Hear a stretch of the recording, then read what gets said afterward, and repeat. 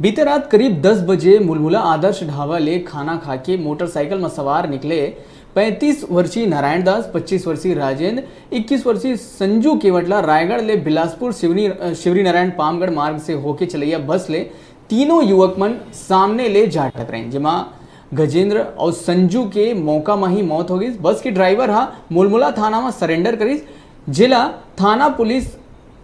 जिला पुलिस हा हिरासत में रख लिए है। मुलमुला ले पामगढ़ के रोड हा बनेज खराब है, जेकर एक बछर ले कोई मरम्मत कार्य नहीं हो है, जेकर ले रोज हादसा होत रहते हैं।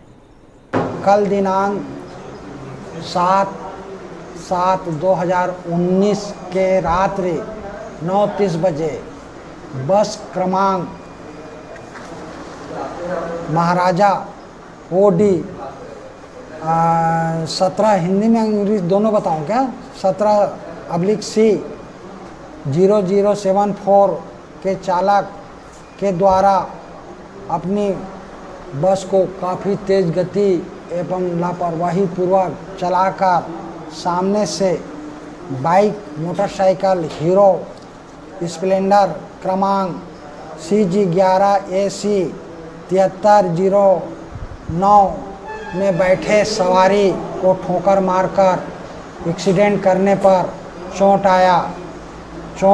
आई हुई चोटों से बैठे मोटरसाइकिल के सवारी की मृत्यु हो गई। और आप पूछिए। और एक सवारी जो तीन सवारी बैठे हुए थे, तीनों की मृत्यु हो गए।